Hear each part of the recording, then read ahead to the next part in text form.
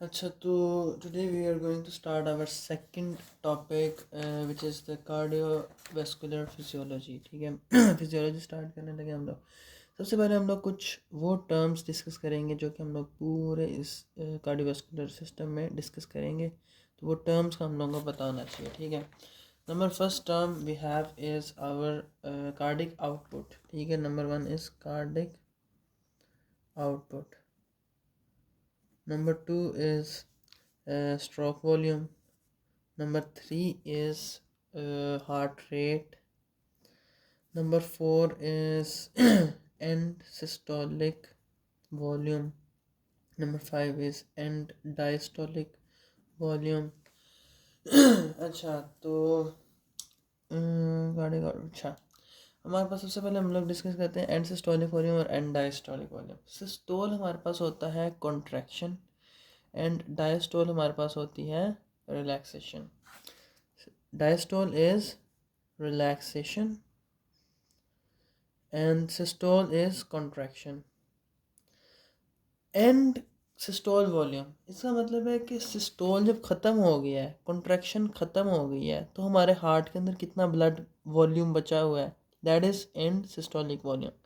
And diastolic volume क्या है हमारे पास, जब डायस्टोल हो गया, हार्ट रिलैक्स हो गया, उसके बाद हमारे पास कितना ब्लड वॉल्यूम बचा हुआ है। Okay, let's discuss it with the heart. ये मेरे पास एक हार्ट है, ठीक है, और ये एक हार्ट। ये हमारे पास है डायस्टोल के बाद। ठीक है, डायस्टोल क्या है हमारे पास, रिलैक्सेशन। हार्ट इस वक्त रिलैक्स था, ठीक है, रिलैक्सेशन होते होते होते होते रिलैक्स हो गया। अब ये रिलैक्सेशन के बाद हमारे पास कितना ब्लड इसके अंदर मौजूद है, हार्ट के अंदर, इसको हम लोग क्या कहते हैं, एंड डायस्टोलिक वॉल्यूम। उसके बाद हमारे पास हार्ट जो है ना, एक कॉन्ट्रैक्ट कर गया। ठीक है, हार्ट ने क्या किया, कॉन्ट्रैक्ट किया। अब जब कॉन्ट्रैक्ट किया तो ब्लड ज़ाहिर सी बात है बाहर निकला। अब बाहर निकलने के बाद जितना ब्लड हमारे पास हार्ट में मौजूद है, इस कॉन्ट्रैक्शन के बाद, and after the end of systole, जितना वॉल्यूम हमारे पास मौजूद है, that is and systolic volume. ठीक है, आफ्टर सिस्टोल अब हमारे पास एंड डायस्टोल वॉल्यूम और एंड सिस्टोल वॉल्यूम। अब इन दोनों की मदद से हम लोग एक और चीज़ का पता लगा सकते हैं। क्या, एंड डायस्टोलिक वॉल्यूम में से अगर हम लोग एंड सिस्टोल वॉल्यूम माइनस कर दें तो हमारे पास क्या वॉल्यूम आएगा, वो वॉल्यूम जो कि हमारे हार्ट ने एक कॉन्ट्रैक्शन के बाद हार्ट से बाहर भेज दिया। इसको हम लोग कहते हैं स्ट्रोक वॉल्यूम। स्ट्रोक वॉल्यूम हम लोगों ने क्या कर लिया, and systolic volume, and diastolic volume, and systole volume और स्ट्रोक वॉल्यूम। ठीक है इसके बाद हमारे पास एक और टर्म होती है, वो भी साथ ही डिस्कस कर लेते हैं, इजेक्शन फ्रैक्शन। इजेक्शन फ्रैक्शन, ये इजेक्शन फ्रैक्शन क्या है, हमारे पास कितने परसेंट ब्लड जो है वो हार्ट ने बाहर भेज दिया है। ठीक है, ये एक परसेंटेज होगी ना इसकी, कितने परसेंट ब्लड बाहर चला गया, तो वो हम लोग किस तरह पता लगाएंगे, जितना हम लोगों ने बाहर भेजा स्ट्रोक वॉल्यूम, जितना बाहर गया स्ट्रोक वॉल्यूम, इसको अगर हम लोग डिवाइड कर दें हमारे पास एंड डायस्टोलिक वॉल्यूम, जितना टोटल था हमारे पास एंड डायस्टोलिक वॉल्यूम, तो हमारे पास क्या आ जाएगा, इजेक्शन फ्रैक्शन। ठीक है, समझ लगी। और ये मतलब परसेंटेज है कि कितने परसेंट ब्लड हमारे पास हार्ट ने एक कॉन्ट्रैक्शन के बाद हार्ट से बाहर भेज दिया। तो ये हमारे पास क्या है, इजैकुलेशन फ्रैक्शन, इजेक्शन फ्रैक्शन। तो ये हमारे पास कितने परसेंट होता है, नॉर्मली 60%। ठीक है, मतलब एक कॉन्ट्रैक्शन के बाद हमारा हार्ट 60% ब्लड को वेंट्रिकल से बाहर भेज देता है। तो इसके बाद हमारे पास है कार्डिक आउटपुट। ठीक है, कार्डिक आउटपुट हमारे पास है 1 मिनट के अंदर, इन 1 मिनट हमारा हार्ट कितना ब्लड जो है वो हार्ट से बाहर पंप करता है। ठीक है, 1 मिनट के अंदर। तो ये हम लोग किस तरह पता लगाएंगे, 1 मिनट में कितनी हमारे पास होती हैं जो कॉन्ट्रैक्शंस, कितनी दफ़ा हार्ट बीट करता है, वो मल्टीप्लाइड में 1 बीट में कितना ब्लड हम लोगों ने बाहर भेजा। ठीक है, हार्ट रेट क्या है, बीट्स पर मिनट। लेट सपोज अगर हमारा हार्ट जो है वो एक दफ़ा में पंप करते हुए उसने अगर लेट्स सपोज 5 लीटर जो है ना वो ब्लड को पंप कर दिया, लेट्स सपोज, ठीक है, या मतलब 1 लीटर को कर दिया लेट्स सपोज, ठीक है, 1 लीटर को पंप कर दिया और 1 मिनट के अंदर हमारा हार्ट जो है ना ये लेट्स सपोज 60 टाइम जो है ना बीट किया, तो हमारे पास टोटल 1 मिनट के अंदर कितना ब्लड जो है इसने हार्ट से बाहर भेजा है, इसको हम लोग मल्टीप्लाई कर देंगे 1 × 60, तो हमारे पास 60 आ जाएगा। तो this will be our cardiac output. तो ये हमारे पास जो है ना इम्पोर्टेंट टर्म्स थी, ठीक है। कार्डिक आउटपुट, कार्डिक आउटपुट क्या है, 1 मिनट के अंदर हमारे हार्ट ने कितना ब्लड पंप किया। स्ट्रोक वॉल्यूम, एक दफ़ा हार्ट बीट करने पे कितना ब्लड हम लोगों ने बाहर निकाला हार्ट से। हार्ट रेट, 1 मिनट के अंदर कितनी दफ़ा बीट किया heart. And systolic volume, after the contraction how much blood is left in the heart. And diastolic volume, after the relaxation how much blood our heart can मतलब कितना blood उसने अपने अंदर एक्यूमुलेट किया, ठीक है। और इंजेक्शन फ्रैक्शन परसेंटेज, कितने परसेंट ब्लड जो है ना एक कॉन्ट्रैक्शन में बाहर निकल गया। मतलब इस हार्ट के अंदर अगर टोटल 1 लीटर ब्लड था और एक दफ़ा कॉन्ट्रैक्ट करने के बाद हमारे पास 600 ml जो है ना बाहर निकल गया और 400 ml बच गया, तो इसका 60% हमारे पास गया इंजेक्शन फ्रैक्शन। अच्छा, तो अब हमारे पास ना और क्या क्या है हमारे पास। स्ट्रोक वॉल्यूम पढ़ लेते हैं। स्ट्रोक वॉल्यूम क्या है हमारे पास, end diastolic volume minus end systolic volume, ठीक है। इंजेक्शन फ्रैक्शन क्या है हमारे पास, systolic volume divided by end diastolic volume, stroke volume divided by end diastolic volume. Stroke volume मतलब कितना एक दफ़ा में निकला और एंड डायस्टोलिक वॉल्यूम टोटल कितना था। Ejection fraction is an index of ventricular contractility, मतलब वेंट्रिकल्स ने कितना कॉन्ट्रैक्ट किया ये हम लोगों को पता चलता है किससे, इजेक्शन फ्रैक्शन से। अगर इजेक्शन फ्रैक्शन ज़्यादा हो इसका मतलब है वेंट्रिकल्स की कॉन्ट्रैक्टिलिटी ज़्यादा है। अगर हमारे पास इजेक्शन फ्रैक्शन कम है तो वेंट्रिकल्स की कॉन्ट्रैक्टिलिटी कम है, ठीक है। फिर है कार्डिक आउटपुट। कार्डिक आउटपुट में हमारे पास stroke volume multiplied by heart rate. Heart rate हमारे पास है 1 मिनट के अंदर कितना हार्ट जो है वो हमारे पास बीट किया, ठीक है। उसके बाद पल्स प्रेशर। पल्स प्रेशर हमारे पास क्या होता है, हमारे पास ना एक दो किस्म के प्रेशर होते हैं। एक होता है हमारे पास सिस्टोलिक प्रेशर, एक होता है डायस्टोलिक प्रेशर।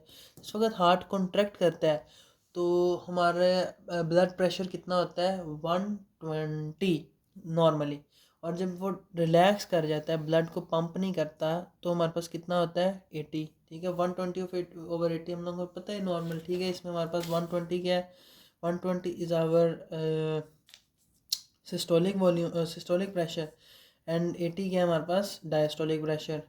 तो हमारे पास इन दोनों का जो डिफरेंस है ना, इन दोनों का डिफरेंस मतलब 120 माइनस 80 हमारे पास क्या होता है पल्स प्रेशर। ये हमारे पास पल्स होती है किस्म की, कि प्रेशर पहले कम हुआ फिर ज़्यादा हुआ, कम हुआ ज़्यादा हुआ। हार्ट जैसे बीट करता है तो पल्स हमारी क्या होती है, पल्स में प्रेशर इंक्रीज करता है तो वो पल्स जनरेट होती है ना, धक धक धक धक धक। मतलब पल्स हमारी जो हार्ट हम लोग यहाँ पे महसूस करते हैं वो क्यों करते हैं, कि जब हार्ट कॉन्ट्रैक्ट करता है तो यहाँ पे प्रेशर ज़्यादा हो जाता है, जैसे ही हार्ट कॉन्ट्रैक्ट कर नहीं करता रिलैक्स करता है यहाँ पे प्रेशर कम हो जाता है। सो दिस इज़ आवर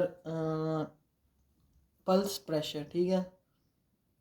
उसके बाद हमारे पास है mean arterial pressure. It is also very important, ठीक है। ये मैंने अभी नहीं बताया, ये मैं अभी बता देता हूँ। मीन आर्टीरियल प्रेशर, हमारे पास मीन आर्टीरियल प्रेशर है कि एक तो हमारे पास हो गया ना, दो किस्म के प्रेशर हो गए हमारे पास, जो सिस्टोलिक प्रेशर और डायस्टोलिक प्रेशर। अगर हम लोगों ने मीन निकालना है इसका मतलब एवरेज निकालनी है, एवरेज हम लोग पता है किस तरह निकालते हैं, 2/3 systolic diastolic pressure multiplied by, not multiplied, plus 1/3 into systolic pressure, ठीक है। इससे हमारे पास क्या नज़र आ रहा है कि हमारे पास ब्लड जो है ना ये ज़्यादा देर इसमें डायस्टोलिक प्रेशर होता है और कम थोड़ी देर के लिए सिस्टोलिक प्रेशर होता है, ठीक है। ज़्यादा देर डायस्टोलिक प्रेशर, थोड़ी देर सिस्टोलिक प्रेशर। मतलब टोटल अगर हमारे पास 1 मिनट का टाइम फ्रेम हम लोग देखें तो उसमें हमारे पास 40 सेकेंड्स, हाँ ऑलमोस्ट 40 सेकेंड्स हमारे पास क्या होगा, डायस्टोलिक प्रेशर, ठीक है, और हमारे पास 20 सेकेंड्स क्या होगा हमारे पास सिस्टोलिक प्रेशर, ठीक है। तो this is our mean arterial pressure. तो मीन आर्टरी प्रेशर मैप इसको हम लोग कहते हैं, ये हमारे पास होता है cardiac output into total peripheral resistance. निकालते हैं किस तरह हम लोग, MAP is equal to 2/3 into diastolic blood pressure and 1/3 into systolic blood pressure. ये हमारे पास हाफ हाफ इसलिए नहीं करते क्योंकि ज़्यादा देर ब्लड जो है उसमें कौन सा प्रेशर होता है, डायस्टोलिक, और थोड़ी देर हमारे पास क्या होता है, सिस्टोलिक। ऐसा नहीं है कि हमारे पास जितनी देर सिस्टोलिक प्रेशर है उतनी देर ही डायस्टोलिक प्रेशर है, ठीक है। स्टार्लिंग कर्व अभी हम लोग नहीं करेंगे, this is a very important topic, ये हम लोग अलग से करेंगे। अब हम लोग ना कार्डिक आउटपुट को कौन कौन सी चीज़ें जो है ना वो इफ़ेक्ट करती हैं वो हम लोगों ने पढ़ना है, ठीक है। कार्डिक आउटपुट को हमारे पास कौन कौन से फैक्टर्स इफ़ेक्ट करते हैं। कार्डिक आउटपुट हमारे पास है क्या, the amount of blood our heart pumps in 1 minute, that is cardiac output, ठीक है। स्ट्रोक वॉल्यूम हमने पढ़ लिया, स्ट्रोक वॉल्यूम क्या होता है, ठीक है। हमारे पास स्ट्रोक वॉल्यूम जो होता है ना, कार्डिक आउटपुट क्या है हमारे पास, stroke volume into heart rate, ठीक है। अब हम लोग इसमें पढ़ेंगे स्ट्रोक वॉल्यूम को कौन कौन सी चीज़ें इफ़ेक्ट करती हैं, ठीक है। तो stroke volume affected by contractility, heart कितना ज़ोर से कॉन्ट्रैक्ट कर रहा है, ठीक है, कॉन्ट्रैक्टिलिटी उसकी कितनी है, कितना ज़ोर से कॉन्ट्रैक्ट करेगा तो स्ट्रोक वॉल्यूम ज़्यादा होगा, कम कॉन्ट्रैक्ट करेगा कम ज़ोर से तो हमारे पास स्ट्रोक वॉल्यूम कम होगा। Afterload and preload very important चीज़ है, ठीक है। हमारे पास प्री लोड क्या है, प्री लोड हमारे पास ब्लड की वो अमाउंट है जो कि हमारे पास हमारे हार्ट ने अपने अंदर मतलब आने दिया था, मतलब आने नहीं मतलब बिफोर बिफोर कॉन्ट्रैक्शन हमारे पास ब्लड पहले इसने रिसीव किया था ना, हार्ट ने पहले हमारे पास बिफोर कॉन्ट्रैक्शन हार्ट ने क्या रिलैक्स किया था और ब्लड को रिसीव किया था। तो कितना ब्लड हमारे पास इसने रिसीव किया, दैट इज़ प्री लोड, ठीक है। तो ये हम लोग कि एंड डायस्टोलिक वॉल्यूम से पता कर सकते हैं, एंड डायस्टोलिक वॉल्यूम से पता कर सकते हैं, हम लोग कर सकते हैं ना। हम एंड डायस्टोलिक वॉल्यूम में तो ये था कि डायस्टोल मतलब रिलैक्सेशन के बाद कितना ब्लड इसके अंदर मौजूद था। तो अगर एंड डायस्टोलिक वॉल्यूम ज़्यादा तो इसका मतलब प्री लोड ज़्यादा। अगर इसने ज़्यादा ब्लड एक्यूमुलेट किया तो जब ये कॉन्ट्रैक्ट करेगा तो ज़्यादा ब्लड पंप भी करेगा, ठीक है। एक मतलब जग के अंदर हम लोग ज़्यादा पानी डालेंगे तो वो ज़्यादा पानी आगे भी जाएगा, अगर कम पानी उसके अंदर जाएगा तो वो ग्लासेस में भी कम पानी जाएगा। तो preload, what is preload, preload approximated by ventricular end diastolic volume, यही मैंने बात की अभी, depends on venous tone and circulating blood volume. अगर ब्लड वॉल्यूम हमारे पास ज़्यादा होगा तो मतलब हमारी बॉडी के अंदर ब्लड ज़्यादा हो गया तो हमारे हार्ट में भी ब्लड ज़्यादा आएगा, हार्ट में ब्लड ज़्यादा आएगा तो एक कॉन्ट्रैक्शन के बाद हमारा हार्ट ज़्यादा ब्लड को पंप करेगा तो हमारे पास स्ट्रोक वॉल्यूम ज़्यादा हो जाएगा। और वीनस स्टोन पे भी डिपेंड करता है, वेन्स अगर हमारे पास जो हमारे पास वेन्स हैं जो ब्लड को हार्ट में लेके आ रही हैं वेन्स, वो अगर कॉन्ट्रैक्टेड होंगी तो प्रेशर ज़्यादा होगा एक किस्म का और वो ज़्यादा ब्लड हार्ट में आएगा, ठीक है। और अगर वो डायलेट हो जाएंगी तो कम ब्लड हमारे पास जो है वो हार्ट में आएगा। वेनस डायलेशन हमारे पास क्या करती है, decreases the preload. Venous dilation हमारे पास क्या करती है, प्रीलोड। अच्छा, हमारे पास जिस वक्त हार्ट अटैक हो जाता है ना, ठीक है, तो हम लोग फ़ौरन पेशेंट को नाइट्रोग्लिसरीन देते हैं ज़ुबान के नीचे रखने के लिए। और नाइट्रोग्लिसरीन करती क्या है हमारे पास, वो हमारे ना बॉडी की जितने भी वेन्स हैं उनको क्या करती है, डायलेट कर देती है। अब जब वेन्स डायलेट हो गई तो उससे क्या होगा हमारे पास, उससे हमारे पास द अमाउंट ऑफ ब्लड जो हार्ट में आ रहा था वो कम हो जाएगा।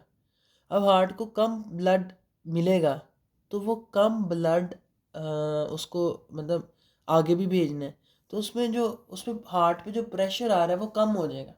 मतलब एक बंदा है उसने डंबल्स उठाने हैं, ठीक है, उसके मतलब 10 डंबल वो उठा रहा है, ठीक है, तो 10 kg का डंबल, तो वो अगर हम लोग कम कर दें उसके हाथ में मसला आ गया, मतलब हार्ट अटैक हो गया, हाथ में अगर उसके मसला आ गया, उसने 10 डंबल उठाने हैं, वो 10 डंबल हम लोग कम करके 5 कर दें तो वो थोड़ा रिलैक्स नहीं फील करेगा।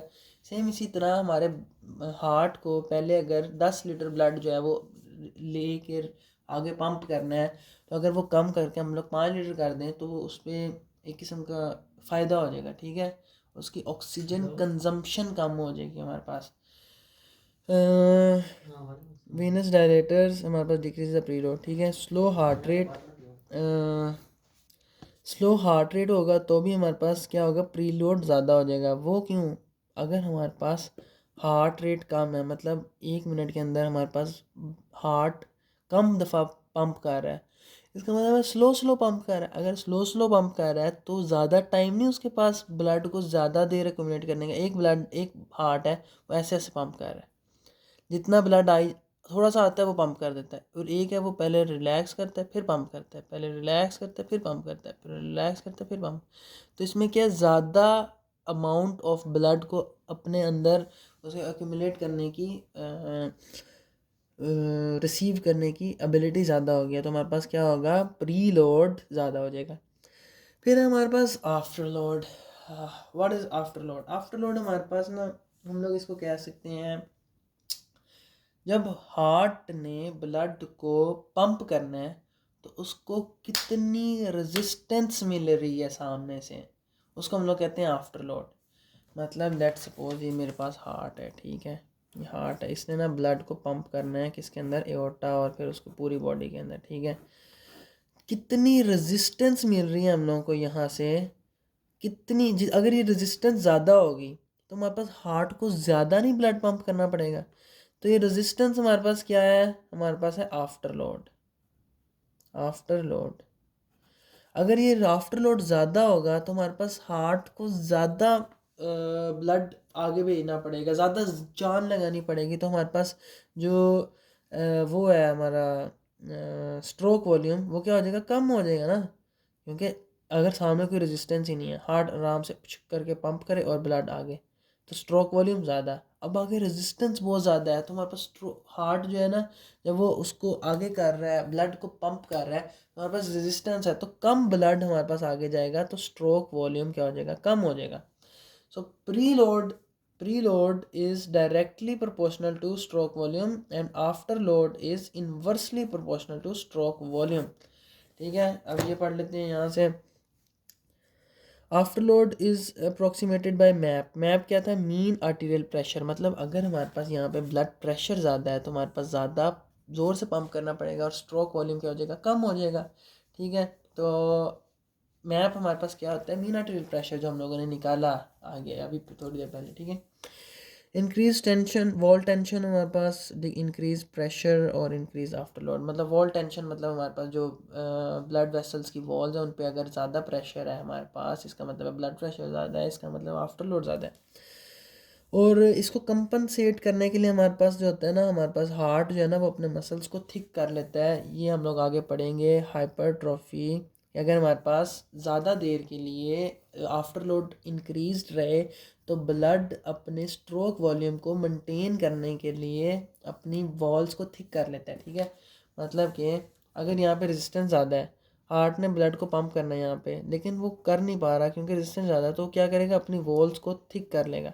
अब उसकी वॉल्स थिक हो गई हैं तो वो ज़्यादा जान लगा सकती हैं और ज़्यादा ब्लड भेज सकती हैं, तो स्ट्रोक वॉल्यूम को क्या हो जाएगा, मेंटेन हो जाएगा। अच्छा, तो आर्टीरियल वेजोडाइलेटर्स हमारे पास क्या कहते हैं, डिक्रीजेस द आफ्टर लोड। ज़ाहिर सी बात है, आर्टीरियल वेजोडाइलेटर्स, जो ये आर्टरीज है ना, आर्टरीज, अगर इनको हम लोग क्या करें, डायलेट कर दें। अब इनको अगर हमने डायलेट कर दिया तो प्रेशर हमारे पास जो है इन वॉल्स के ऊपर क्या हो जाएगा, डिक्रीज़ कर जाएगा। प्रेशर अगर हमारे पास ब्लड का डिक्रीज़ कर गया यहाँ पे आर्टीरियल सिस्टम में, तो हमारे पास स्ट्रोक वॉल्यूम इंक्रीज़ कर जाएगा। क्यों? क्योंकि रेजिस्टेंस कम हो जाएगी। क्यों? क्योंकि आफ्टर लोड कम हो जाएगा। मोर ओवर अगर हम लोग एस इनहिबिटर्स या अर्ब्स दें, ठीक है, ये हमारे पास एस इनहिबिटर्स या अर्ब्स हम लोग ये फार्मा में डिटेल से पढ़ेंगे। ये हमारे पास करते क्या हैं, हमारे पास ना in short they decreases the blood volume in our body, ठीक है। मतलब ये हमारे पास ना एक किस्म का डिक्रीज द ब्लड वॉल्यूम, ठीक है। तो इनसे हमारे पास क्या होता है कि both pre load and after load decreases, ठीक है। हमारे पास प्री लोड भी कम हो जाता है, क्यों? क्योंकि ब्लड जितना हार्ट को आ रहा है वो भी कम है क्योंकि वॉल्यूम कम है। और आफ्टर लोड भी कम हो जाता है क्योंकि ये हमारे पास एक किस्म के डायलेटर्स हैं, किसके? आर्टरीज के, ये आर्टीरियोल्स के, ये क्या है? डायलेटर्स हैं। तो इन्होंने आर्टीरियोल्स को भी डायलेट कर दिया और दूसरा इन्होंने हमारे पास ब्लड वॉल्यूम कम कर दिया, जिससे कि हमारे पास प्री लोड भी कम हो गया, प्री लोड भी कम एंड आफ्टर लोड भी कम। उसके बाद हमारे पास क्रोनिक हाइपरटेंशन क्या होती है? उसमें हमारे पास इंक्रीज मीन आर्टेरियल प्रेशर होता है, ठीक है। और इससे लेफ्ट वेंट्रिकल हाइपरट्रोफी हो जाती है, जो मैंने बताया। अगर ज़्यादा देर के लिए हमारे पास हाइपरटेंशन रहे, जो हाई ब्लड प्रेशर के मरीज होते हैं उनको लेफ्ट वेंट्रिकल की हमारे पास क्या होती है? हाइपरट्रोफी होती है। अब थर्ड चीज़ जो हमारे पास इफ़ेक्ट करती है स्ट्रोक वॉल्यूम को, that is contractility. It means कि कितनी ज़ोर से हमारा हार्ट जो है वो ब्लड को पंप कर रहा है, दैट इज़ कॉन्ट्रैक्टिलिटी। अच्छा, तो हमारे पास कॉन्ट्रैक्टिलिटी को इफेक्ट कौन करता है? Our sympathetic nervous system. Our sympathetic nervous system, whenever हमारी बॉडी जो है कुछ ज़्यादा काम कर रही है, ठीक है, ज़्यादा काम कर रही है, रनिंग कर रही है या फिर कुछ स्ट्रेस ले रही है, हमारा हार्ट रेट ज़्यादा हो जाता है, हार्ट बीट ज़्यादा हो जाती है और कॉन्ट्रैक्टिलिटी भी ज़्यादा हो जाती है, हार्ट ज़्यादा ज़ोर से ब्लड को पंप करता है। तो ये कौन कर रही है? सिंपथेटिक नर्वस सिस्टम, ठीक है। Fight and flight, sympathetic nervous system, epinephrine और एपिनेफ्रिन। तो हमारे पास इन दैट केस हमारे पास कॉन्ट्रैक्टिलिटी ज़्यादा हो जाती है। अगर हम लोग बाहर से सिंथेटिक एपिनेफ्रिन और एपिनेफ्रिन दें, या जैसे कि डोब्यूटामीन, ठीक है, एपिनेफ्रिन और एपिनेफ्रिन, डोपामीन, तो हम लोग क्या करते हैं? हमारे पास these are catecholamines, these are catecholamines. तो ये क्या करते हैं? स्टिमुलेट करते हैं हमारे पास beta receptors on the heart. हमारे हार्ट के ऊपर, ये हमारे पास हार्ट है ना, इसके ऊपर क्या मौजूद होते हैं? Beta 1 receptors. जब इनके ऊपर आके हमारे पास एसिड है, एपिनेफ्रिन और एपिनेफ्रिन या फिर डोब्यूटामीन या फिर डोपामीन बाइंड करती है, तो हमारे पास हार्ट जो है ना ज़्यादा ज़ोर से कॉन्ट्रैक्ट करता है through two pathways. We have two pathways, दो पाथवेज होते हैं हमारे पास। दो पाथवेज कौन कौन से होते हैं? एक नंबर 1 हमारे पास ना फॉस्फोरिलेशन होती है, फॉस्फोरिलेशन होती है हमारे पास फोस्फोलैम्बैन की, ठीक है। फोस्फोलैम्बैन क्या है हमारे पास? It is a protein which is present in the sarcoplasmic reticulum of our heart muscles, ठीक है। लेट्स सपोज ये हार्ट का मेरा एक सेल है, ठीक है, हार्ट का सेल है, इसमें ना मौजूद है क्या? Sarcoplasmic reticulum. सार्कोप्लाज्मिक रेटिकुलम के अंदर हमारे पास ना हम लोगों ने कैल्शियम ज़्यादा डालनी होती है, ताकि जिस वक्त कॉन्ट्रैक्टिलिटी हो ना तो ज़्यादा सार्कोप्लाज्मिक रेटिकुलम बाहर आ सके। तो इसके लिए यहाँ पे हमारे पास ना एक स्पेशल प्रोटीन मौजूद होती है जिसका नाम है फोस्फोलामैब, ठीक है। क्या नाम है? फोस्फोलामैब, फोस्फोलम फोस्फोलम बैन, नॉट फोस्फोलामैब, फोस्फोलम बैन, फोस्फोलम बैन, ठीक है, फोस्फोलम बैन। तो ये क्या करती है हमारे पास? जिस वक्त फोस्फोराइलेट हो जाती है ना इसकी, तो ये हमारे पास ज़्यादा कैल्शियम को अंदर भेज सकती है। ज़्यादा कैल्शियम अंदर होगी तो जब हमारे पास स्टॉल होगा तो ज़्यादा कैल्शियम बाहर भी आ सकेगी, ठीक है। तो हमारे पास क्या है? ये एक किस्म का it is increasing the contraction by increasing the calcium in the sarcoplasmic reticulum. किस तरह से? कि ज़्यादा कैल्शियम सार्कोप्लाज्मिक रेटिकुलम में होगी तो ज़्यादा कैल्शियम बाहर आएगी। कब? जब हार्ट ने कॉन्ट्रैक्ट करना है ड्यूरिंग सिस्टोल। ज़्यादा कैल्शियम बाहर आएगी तो ज़्यादा कॉन्ट्रैक्टिलिटी होगी। हम लोगों को पता है कैल्शियम जो है ये क्या करती है? मसल्स की कॉन्ट्रैक्शन कराती है। तो हमारे पास एक ये तरीका हो गया। दूसरा तरीका ये होता है कि हमारे पास ये जो है ना यहाँ पे मौजूद होते हैं कैल्शियम ATPase, कैल्शियम ATPases। ये हमारे पास क्या करते हैं? ATP को यूज़ करके कैल्शियम को सेल के अंदर भेजते हैं, ठीक है। तो हमारे पास जिस वक्त ये हमारे पास एस्टाइल को नहीं कर रहा हूँ, एपिनेफ्रिन और एपिनेफ्रिन, डोपामिन, डोब्यूटामिन जो है ना, ये आती हैं, आके इसको फॉस्फोराइलेट करती है ना, मतलब इसको फॉस्फोराइलेशन कराती हैं, इसमें फॉस्फेट ऐड करती हैं, तो ये एक्टिवेट हो जाता है। ये एक्टिवेट हो जाता है तो हमारे पास कैल्शियम इस सेल के अंदर आ जाती है। कैल्शियम सेल के अंदर आती है तो क्या होती है? हमारे पास कॉन्ट्रैक्टिलिटी ज़्यादा हो जाती है। तो हमारे पास कॉन्ट्रैक्टिलिटी दो पाथवे से हम लोगों ने ज़्यादा की, थ्रू एपिनेफ्रिन और एपिनेफ्रिन, डोब्यूटामीन और डोपामीन। That is number 1। पहले फॉस्फोराइलेशन हम लोगों ने कराई किसकी, फोस्फोलम की। फोस्फोलम ने क्या किया, increase Uptake of calcium by the sarcoplasmic reticulum. Sarcoplasmic reticulum की हम लोगों ने ज़्यादा कैल्शियम अंदर भिजवाई, तो ज़्यादा कैल्शियम बाहर भी निकलेगी। कब, जब हम लोगों ने कॉन्ट्रैक्शन करानी है। दूसरा, जिस वक्त कॉन्ट्रैक्शन करानी है तो हमारे पास ये किसकी फॉस्फोराइलेशन करा देती है, आवर कैल्शियम एटीपीएस की। कैल्शियम एटीपीएस जो है वो क्या करते हैं, कैल्शियम को सेल के अंदर भेजते हैं। तो हमारे पास यहाँ पे भी क्या हो गया है, कॉन्ट्रैक्टिलिटी ज़्यादा हो गई है। यहाँ पे रीड कर लेते हैं, एक्टिवेटेड प्रोटीन काइनेज ए, ये हम लोग बाद में डिस्कस करेंगे, ठीक है, अभी इतना ज़रूरी नहीं है। फोस्फोलम बैन फॉस्फोराइलेशन होती है, activate calcium ATPases, calcium increase calcium storage in sarcoplasmic reticulum, ठीक है। उसके बाद calcium channel phosphorylation increase calcium activity entry, और हमारे पास क्या होती है, calcium induced calcium induced calcium release. वो हमारे पास क्या होता है, जब कैल्शियम ज़्यादा बाहर से अंदर आती है ना, तो ये ज़्यादा कैल्शियम भी क्या करती है, इस सार्कोप्लाज्मिक रेटिकुलम के अंदर से ज़्यादा कैल्शियम को बाहर निकालती है। मतलब इस रूम के अंदर कैल्शियम बाइंड है, और इसकी चाबी भी हमारे पास क्या है, कैल्शियम।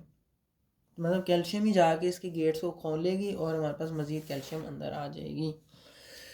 फिर हमारे पास क्या है कि डाइजॉक्सिन, वेरी इंपॉर्टेंट थिंग, ठीक है। डाइजॉक्सिन क्या करती है हमारे पास, जब भी हमारे पास हार्ट अटैक होता है, हम लोग नाइट्रोग्लिसरीन के बाद जो सेकंड थेरेपी है वो देते हैं डाइजॉक्सिन। डाइजॉक्सिन हमारे पास क्या करती है, इंक्रीज्ड हार्ट कॉन्ट्रैक्टिलिटी। वो किस तरह करवाती है हमारे पास ना जब कैल्शियम, यहाँ पे समझाता हूँ, ये हार्ट का एक सेल है, ठीक है।